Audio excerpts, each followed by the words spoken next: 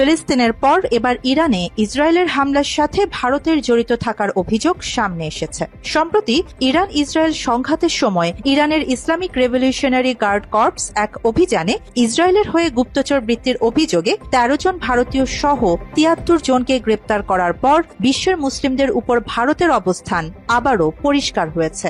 এর আগে গত বছর ফিলিস্তিনের নিরীহ মানুষের উপর হামলার জন্য ঘাতক ইসরায়েলি বাহিনীকে অস্ত্র দিয়ে সহায়তা করে ভারত। গাজায় চলমান ইসরায়েলি আগ্রাসনের পেছনে একাধিক পশ্চিমা দেশের পাশাপাশি ভারতের ভূমিকা নিয়ে প্রশ্ন উঠেছে আন্তর্জাতিক মহলে। অস্ত্র সরবরাহ থেকে শুরু করে রাজনৈতিক অবস্থান সবকিছুতেই ভারতকে ইসরায়েলের ঘনিষ্ঠ মিত্র হিসেবে দেখা যাচ্ছে। অথচ ইসরায়েল ফিলিস্তিন সংঘাতে দিল্লি নিরপেক্ষ থাকার কথা বলে আসছে।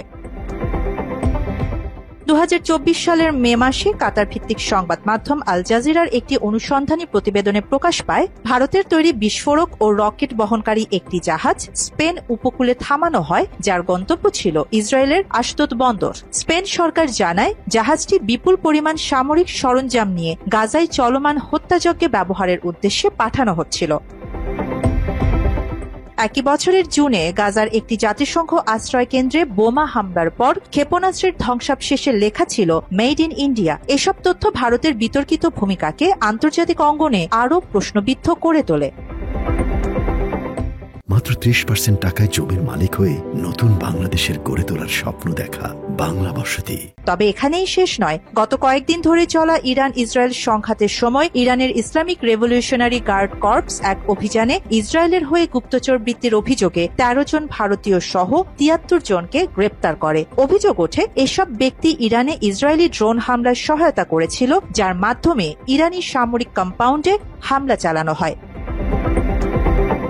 বিশ্লেষকদের মতে ভারত শুধু কূটনৈতিকভাবে নয়, কার্যকরভাবে মুসলিম প্রধান অঞ্চলগুলোতে ইসরায়েলের পক্ষে অবস্থান নিচ্ছে। ভারতের ভেতরেও মুসলিমদের প্রতি নিপীড়ন, নাগরিক অধিকার হরণ এবং সহিষ্ণু রাজনৈতিক পরিস্থিতি সবকিছু মিলিয়ে দেশটির সাম্প্রতিক নীতিতে ইসলাম বিদ্বেষের ছাপ স্পষ্ট। ভারতের বহু শহরে ইসরায়েলের সমর্থনে মিছিল বের হয়, যেখানে গাজা ধ্বংস হোক এমন স্লোগানও শোনা গেছে। দেশের ভেতরে মুসলিমদের বিদেশি বা বাংলাদেশি বলে চিহ্নিত করে বিভিন্ন রাজ্যে তাদের বিরুদ্ধে অভিযান চালানো হয়।